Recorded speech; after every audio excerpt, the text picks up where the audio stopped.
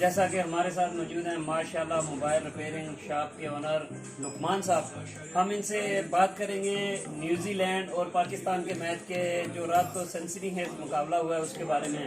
تو آپ کا کیا خیال ہے کہ رات کو کیا ہوا ہے نیوزی لینڈ کے ساتھ جو میچ کھیلا پاکستان نے؟ وہ تو آئے تھے یہاں پہ سیکورٹی کے خدشات بتا کے واپس چلے گئے تھے. تو آپ کا کیا خیال ہے؟ رائے؟ بسم اللہ الرحمن الرحیم. پہلے تو میں پاکستان کے شائقین کو مبارکباد پیش کرتا ہوں.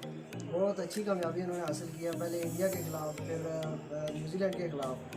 لیکن وہ یہاں سے بھاگے تھے سیکورٹی کے خدشات کے ان کو مد نظر رکھتے ہوئے یہاں سے بھاگ گئے تھے میچ کے بغیر. ٹھیک ہے، تو ان کو ابھی اس بات پر دیکھیں ان کو یقین کرنا چاہیے پاکستان بالکل سیف کنٹری ہے، اور جو سیکورٹی خدشات تھے ان کے وہ رات کو شائقین نے کلیئر کر دیا. تو میں ساتھ آپ سے یہ بھی پوچھنا چاہتا ہوں کہ انڈیا کے خلاف ہمیں 29 سال کے بعد پہلی دفعہ کامیابی ملی ہے، تو اس کے بارے میں آپ کا کیا خیال ہے؟ مجھے بہت خوشی ہوئی ہے کہ بہت عرصہ ہوا ہے ہم میچ دیکھتے آ رہے ہیں، کبھی کبھار انڈیا سے جیتا ہی نہیں ہے پاکستان، ہمیشہ انہوں نے ہار ہی کی ہے.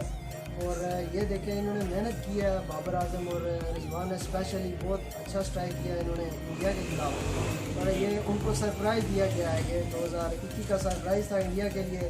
انشاءاللہ آگے نیکسٹ بھی ان کو اس طرح سرپرائز. ویسے تو 27 فروری کو بھی ہم نے انہیں سرپرائز دیا تھا ابھینندن والا، تو اس دفعہ تو بابر اعظم اور رضوان نے اچھی کارکردگی کر کے یہ بابر اور شاہین مزاحل جو ہیں یہ دوبارہ ان پہ ٹیسٹ ہوئے ہیں اور ماشاءاللہ یہ تجربہ کامیاب رہا.